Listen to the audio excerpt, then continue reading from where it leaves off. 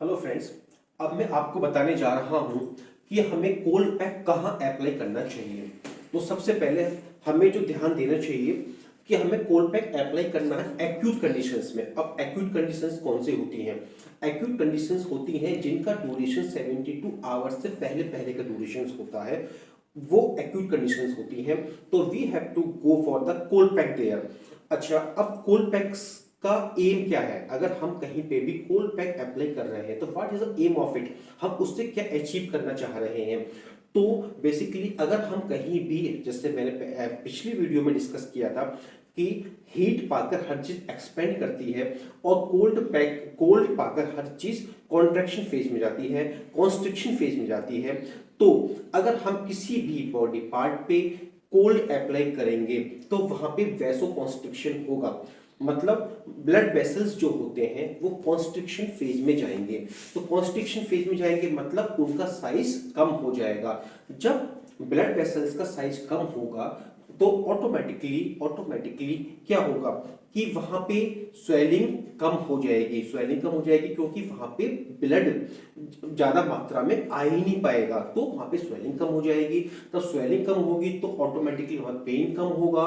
Then वहां पे जो टिश्यूज में जो ब्लीडिंग हो रही है वो भी कम हो जाएगी। और वहां पे बेसिकली जब ब्लड ब्लड ब्लड क्या करता है कि आपके पेन पार्ट पे बहुत से हार्मफुल केमिकल्स को भी लेकर आता है। तो जब हम वैसो कॉन्स्ट्रिक्शन अचीव कर लेंगे तो ब्लड जो अपने साथ में बहुत से हार्मफुल केमिकल्स को लेके आ रहा है पेनफुल साइट पे या पेनफुल पार्ट पे, जिसकी वजह से पेन होने की संभावना और ज्यादा बढ़ जाती है, तो हम उसको भी प्रिवेंट कर सकते हैं।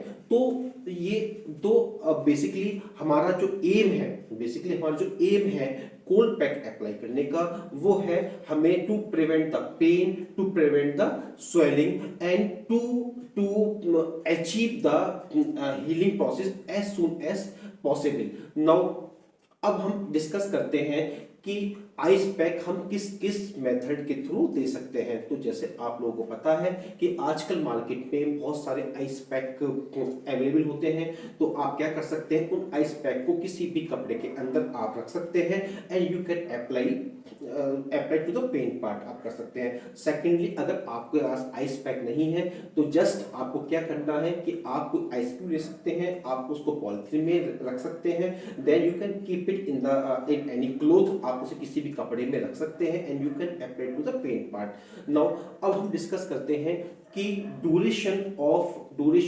अप्लाई ऑफ कोल्ड पैक कितना होना चाहिए। तो हम जो कोल्ड पैक अप्लाई कर सकते हैं वो दिन में 2 या 3 बार कर सकते हैं, लेकिन हमें ये ध्यान रखना बहुत ही जरूरी है कि हम जो है कोल्ड पैक 20 मिनट से ज्यादा अप्लाई ना करें, क्योंकि अगर हम कोल्ड पैक ज्यादा देर अप्लाई करेंगे तो बहुत सी परेशानी हो सकती है, जैसे कोल्ड बर्न होने की संभावना बहुत ज्यादा बढ़ जाती है। अब हम डिस्कस करते हैं कि किस किस कंडीशन में हमें कोल्ड पैक अप्लाई नहीं करना है। जैसे मैंने आपको पहले ही बताया था, पिछली वीडियो में बताया था कि हमें ये जिस भी ट्रीटमेंट को हम लेने जा रहे हैं तो हमें ये भी पता होना चाहिए कि किस किस कंडीशन में हमें कोल्ड पैक अवॉइड करना है। तो हमें सबसे पहले कि अगर किसी भी पेशेंट को लैक ऑफ सेंसेशन है या फिर नमनेस है तो हमें वहां पे कोल्ड पैक अप्लाई नहीं करना है, क्योंकि अगर हम वहां पे कोल्ड पैक अप्लाई कर देंगे तो कोल्ड बर्न होने के चांसेस बहुत ज्यादा होते हैं। जैसे जैसे हीट बर्न होने के चांसेस होते हैं, ऐसे ही कोल्ड बर्न होने के चांसेस होते हैं। तो इसलिए हमें ऐसे किसी पार्ट पे जहाँ पे नमनेस है या लॉस ऑफ सेंसेशन है वहां पे कोल्ड पैक अप्लाई नहीं करना है।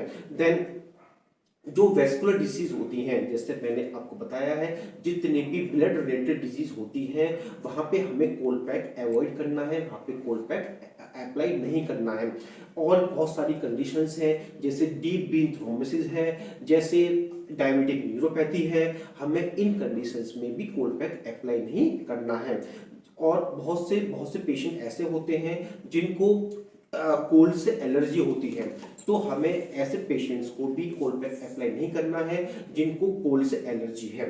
तो मैंने अभी तक आपको बताया कि आपको आपको कोल्ड पैक कहाँ अप्लाई करना है और aim of apply of cold pack क्या होता है, हम उससे क्या चीज अचीव करना चाहते हैं। देन मैंने आपको बताया कि हम किस किस तरीके से कोल्ड पैक अप्लाई कर सकते हैं। देन उसका ड्यूरेशन क्या होता है, उसकी कॉन्ट्रा इंडिकेशंस क्या होते हैं। अब मैंने बिल्कुल आपको सिंपल तरीके से एक्सप्लेन किया है। आशा करता हूं कि आप इन सिंपल टिप्स को अप्लाई करेंगे और आपका ये कंफ्यूजन बिल्कुल दूर हो गया होगा कि where to apply the hot pack and where to apply the cold pack. Thanks a lot.